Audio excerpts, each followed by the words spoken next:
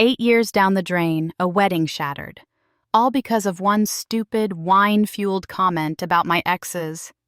Well, you know. I love him more than words can say, but did I just ruin everything? The man I was going to marry, Liam, was, and still is, the absolute center of my universe. For 8 years, he's been my constant, the calm in my storm, the one person who could always make me laugh until my sides hurt. We met at a ridiculously crowded concert, both reaching for the last slice of mediocre pizza at the same time. It sounds cheesy, I know, but from that moment, it felt like our paths were always meant to intertwine. He saw me through some truly awful times. A job loss that felt like the end of the world, the passing of my grandmother who was like a second mother to me. And every single time his unwavering support and quiet strength were what pulled me through. He looked at me like I hung the moon, even when I felt like I was crumbling into a million pieces. Last January, right before the world went a little crazy with all the pandemic restrictions, Liam proposed. It was a simple, heartfelt moment in our tiny apartment, just the two of us, and it felt like the most natural and perfect progression of our relationship. We started making plans, giddy with excitement about our future, about finally making it official, truly forever. We talked about venues, guest lists, and the kind of life we wanted to build together. It felt like everything was falling into place, like we were on the precipice of something truly magical. Now I don't know where we stand. Every day I feel him slipping further away. And the worst part is, it's all my fault. Every single bit of it. About 2 months ago, my best friend Chloe came over to my place. We hadn't seen each other properly in a while, so it was one of those much-needed evenings of catching up, fueled by cheap wine and even cheaper gossip. Liam wasn't due home from work for another couple of hours, so I figured we had the apartment to ourselves. We settled onto the couch, the familiar comfort of our friendship wrapping around us like a warm blanket. As the wine flowed, the conversation naturally drifted towards the topic of relationships, as it always does when Chloe and I get together. At one point, Chloe, ever the inquisitive one, leaned in with a mischievous glint in her eye. "So," she began, a sly smile playing on her lips, "how's things in the bedroom with Liam? Still setting off fireworks, or has it, mellowed out a bit?" It was the kind of question you only ask your closest girlfriends, the kind that's meant to be answered with a mix of playful banter and maybe a little too much honesty. We talked around the subject for a bit, giggling about the usual ups and downs of a long-term relationship. And then, in a moment of utter brainlessness, fueled by a couple of glasses of Merlot, I said something so unbelievably stupid, so casually cruel, that I want to crawl into a hole and never come out. "Well," I started, trying to sound nonchalant. "My ex was definitely bigger, but I love Liam more, even if he's not quite as endowed." The words tumbled out of my mouth before I could even process them. It wasn't even meant as a genuine comparison, not really. It was one of those dumb, unfiltered thoughts that sometimes escape when you've had a bit too much to drink, the kind you'd never say sober, and certainly not if you thought anyone else could hear. Except someone did hear. Unbeknownst to Chloe and me, Liam had come home early that evening. He'd had a surprisingly short day at the office and decided to surprise me. He'd come in through the back door, quietly dropping off some things he'd been working on in the yard. And as I uttered those idiotic words, he was standing right there, in the kitchen, reaching into the fridge for a beer. He heard every single syllable. I didn't find out until weeks later, but almost immediately after that night, I started to notice a subtle, yet deeply unsettling, shift in Liam. Our sex life, which had always been a healthy and enjoyable part of our relationship, I'd even go as far as to say it was great, started to dwindle. The little touches, the spontaneous kisses, the feeling of just being completely connected began to fade. There were fewer cuddles on the couch, fewer lingering hugs. It felt like a vital part of our bond was slowly dissolving. I asked him if he was stressed about work, tried to initiate intimacy a few times, but he'd gently rebuff me, saying he was tired or that his workload was overwhelming him. I didn't push it, Liam has always been a genuinely open and honest person, never one to pretend everything was okay when it wasn't. So I just assumed it was the usual pressures of his job getting to him. But as the weeks went by, things didn't improve. In fact, they got worse. About a month after my conversation with Chloe, our physical intimacy ground to a complete halt. It was like winter had suddenly descended upon our bedroom. We weren't having sex at all anymore. We barely even held each other. We were just two separate bodies occupying the same bed, a vast and silent chasm growing between us. I was worried sick. Something was clearly wrong and my mind was racing, conjuring up all sorts of terrifying scenarios. Was he cheating on me? Was he getting his needs met elsewhere, which was why he no longer seemed interested in me? The paranoia was eating me alive. So I finally did the only thing I could think of. I confronted him. And that's when everything exploded. The moment I asked him what was going on, the dam finally broke. He lost it. I had never seen him like that before, his face contorted with a mixture of hurt and anger I'd never witnessed. He didn't yell, not exactly, but his voice was low and seething, each word laced with a venom that made me flinch. He told me he'd heard everything I said to Chloe that night, every single word. And in that instant, everything clicked into place. The distance, the lack of intimacy, the way he'd been looking at me lately. It all made horrifying sense. I tried to explain, my voice trembling, but he cut me off, his eyes blazing. He said the only thing I had managed to do was humiliate him, and to do it in front of my best friend, someone who was supposed to be a part of our wedding, made it even worse. He said hearing the two of us laughing about it, even though Chloe hadn't actually laughed or even responded to my ridiculous comment, made him feel like a complete fool. It wasn't just what I said, he spat out, but the way I said it, so casually, as if it meant nothing. He felt like I had made him feel like a second choice, like I had settled for him because the guy with the bigger, well, had moved on. That's what he said. He actually mocked me, his voice dripping with sarcasm and disgust. He looked at me like I was something repulsive, something he couldn't believe he had ever found attractive, all because of one stupid drunken comment to my best friend. And then he turned his anger towards Chloe. He declared that she was no longer welcome in our home, that she was uninvited to the wedding. He said if I wasn't happy with him, if I still pined for my ex, then maybe I should just go. Just like that. After 8 years, after all we had built together, he was throwing it all away over a thoughtless remark. I tried to stay calm, to reason with him, to explain that it wasn't like that at all. I wasn't comparing them. I wasn't wishing I was still with my ex. It was a stupid, ill-conceived comment that meant absolutely nothing. But he just kept shaking his head, his face a mask of hurt and disbelief. He kept repeating what I had said in this mocking, high-pitched voice like it was some kind of joke. It was brutal. Absolutely brutal. And in that moment, I felt like I had destroyed everything. Now, our life is different. Our sex life is still dead. There's no casual touch, no intimacy whatsoever. We get into bed each night in silence, a vast expanse of mattress between us. I turn to my side, he turns to his, and we just exist. He doesn't look at me anymore, not really. Not with that soft, loving gaze I used to take for granted. When I try to bring it up, to talk about what happened, he just shuts me down. He says he doesn't give a damn how sorry I am, that the damage is irreparable. He keeps saying that I'm only with him because my ex wasn't available, that I'm just settling. And no matter how many times I try to tell him he's wrong, that I love him, that he's the one I chose, he simply doesn't believe me. Chloe is also being punished in all of this. She was supposed to be my maid of honor, my rock on the big day. We've been best friends since we were 19. She's been there for me through countless breakups, job losses, and when my mom was diagnosed with cancer. And now, she can't even be at my wedding. It's not even her fault. I'm the one who opened my big mouth. She just asked a question, and I, like an idiot, gave a stupid answer. But Liam won't budge. Every time I try to defend her, or even just ask if we can talk about it, or attempt to apologize again, He cuts me off.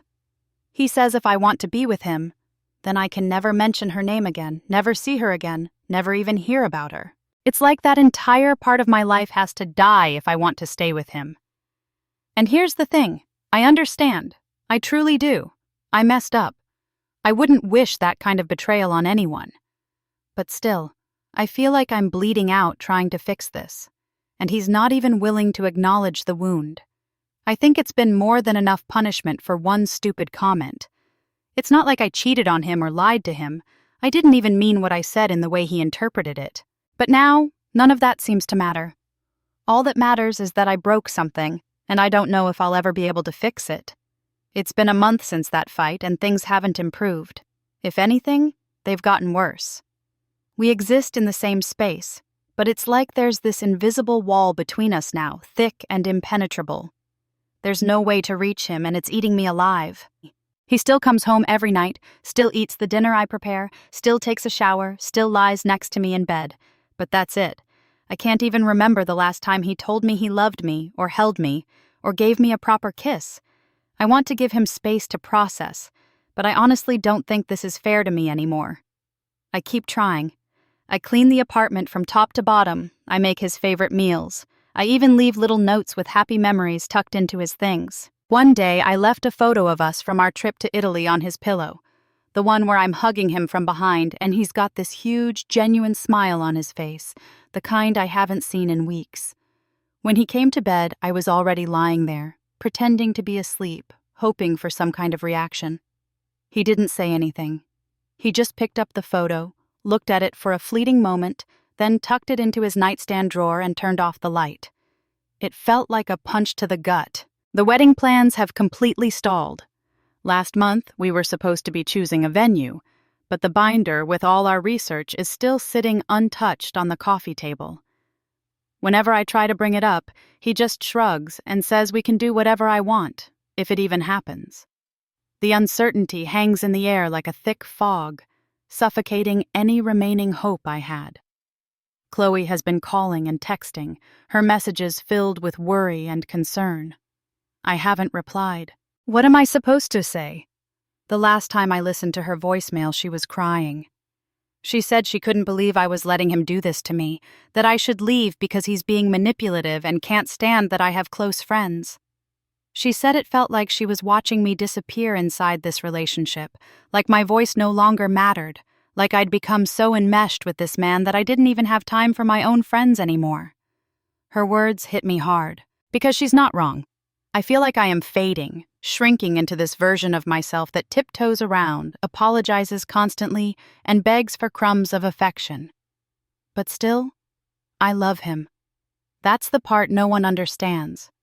Even now, after everything, I look at Liam and my chest aches with a love so profound it's almost physical. He's not just some guy I dated. He's the man who stayed up all night with me when I had panic attacks, who brought me flowers after my first presentation at work, even though I was convinced I'd bombed it, who held my hand when I felt like I didn't deserve anyone's kindness. I remember one night, years ago, when we were just starting to fall in love, lying on the floor of his tiny, cramped apartment. I told him I didn't think I'd ever get married, that I didn't trust people to stay, and he looked at me, his eyes full of a tenderness I'll never forget, and said, "Then I'll just have to stay longer. Long enough for both of us." That's why I'm not giving up. But God, it's getting harder every single day.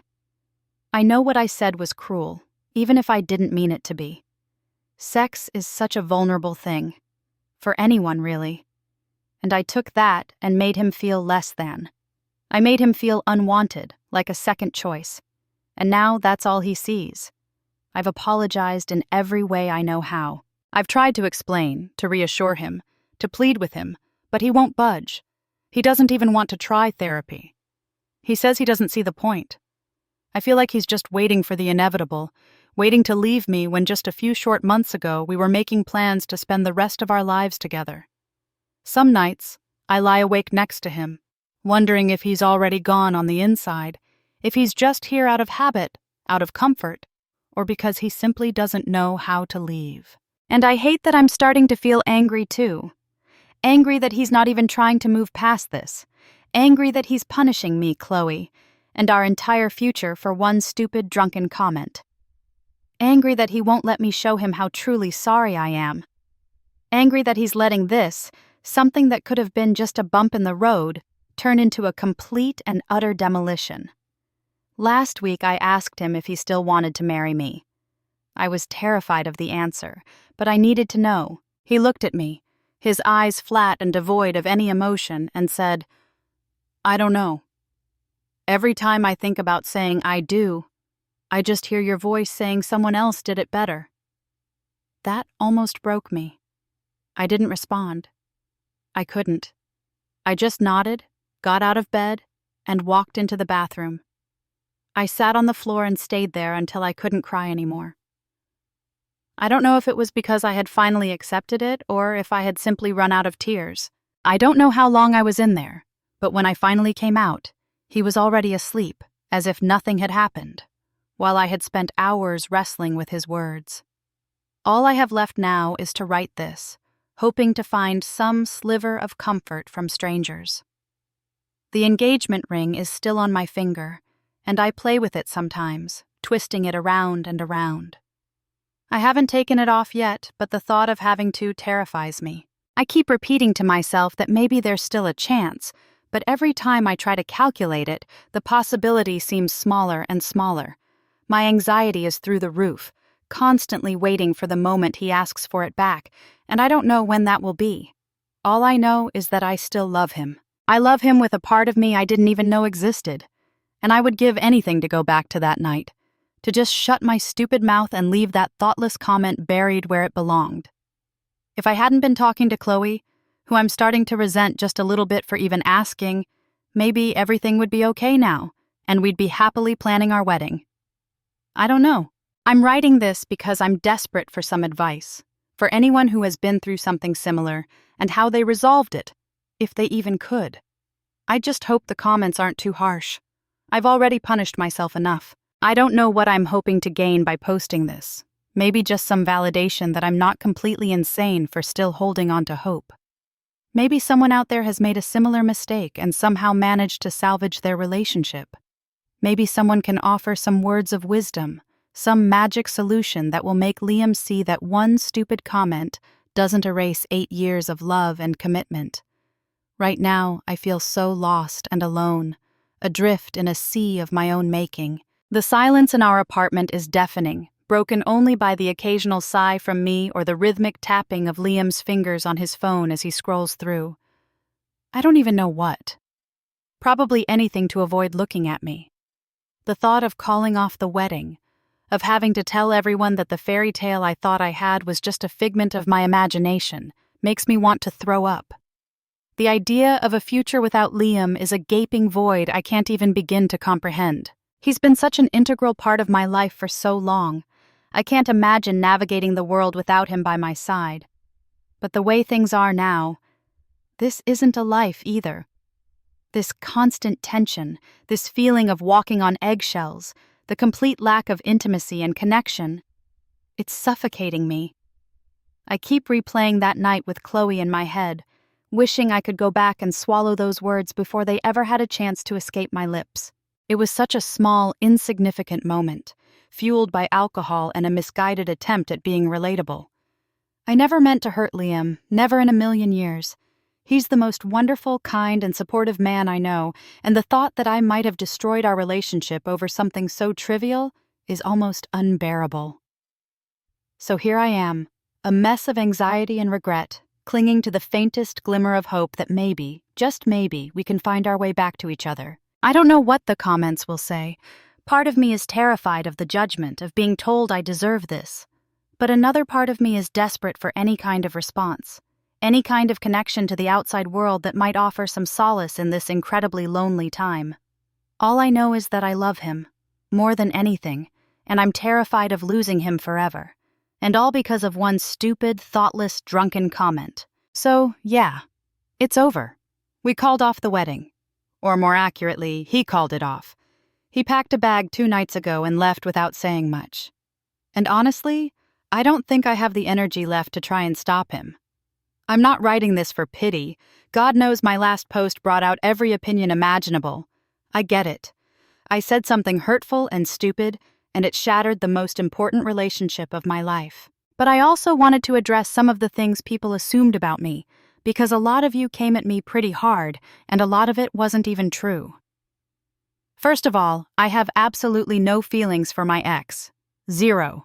None. That guy is not even a blip on my radar anymore. I haven't spoken to him in years. That comment I made to Chloe wasn't some nostalgic confession or a secret desire to go back to someone from my past. It wasn't a fantasy or a regret or a what if I had chosen him. It was simply an honest answer to a dumb question after a couple of glasses of wine. It should have stayed between my best friend and me, absolutely, but it wasn't said with any malice or hidden longing. Second, I am not some narcissist obsessed with my ex, or someone who only cares about penis size. Seriously? Do you really think I would have stayed with Liam for 8 years if I was unsatisfied? Please. Our sex life was incredible 95% of the time. It wasn't about comparing. It wasn't about rejecting him. It was a stupid, unfiltered comment, and unfortunately, it hit every single insecurity Liam had about himself. And for the record, I apologized. Over and over again. I owned up to it. I faced it head on, but he just couldn't forgive me. He didn't even want to try, and apparently no one is going to call him out on that.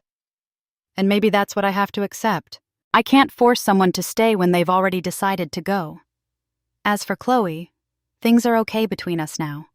We had a long talk, filled with tears and apologies and all that good stuff. I apologized for pushing her away, for making her feel guilty when she did absolutely nothing wrong. She told me she hated seeing me bend over backwards for someone who had already closed the door. I've already recounted how she's been there for me through thick and thin, and she's been there for me now when no one else really has. I can't believe I was even considering cutting her out of my life for a man. So yeah, she matters. A lot.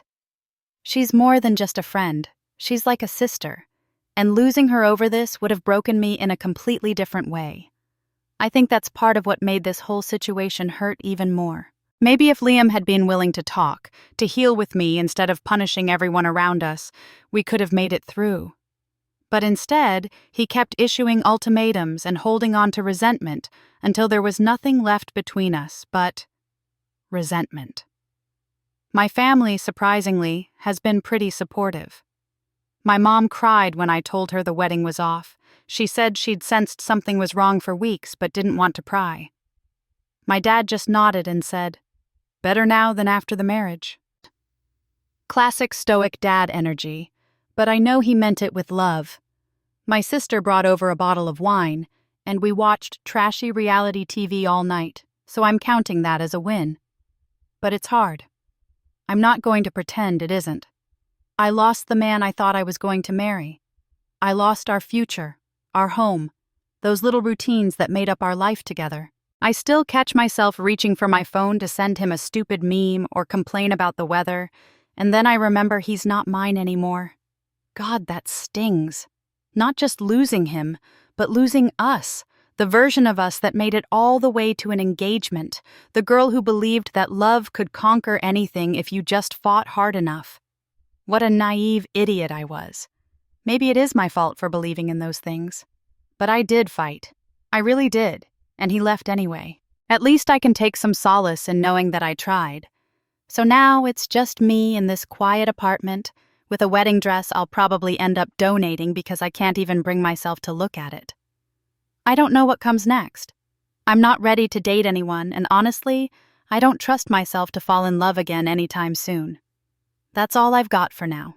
Thanks to those of you who saw past the noise and understood that sometimes people say stupid things, and it doesn't automatically make them monsters.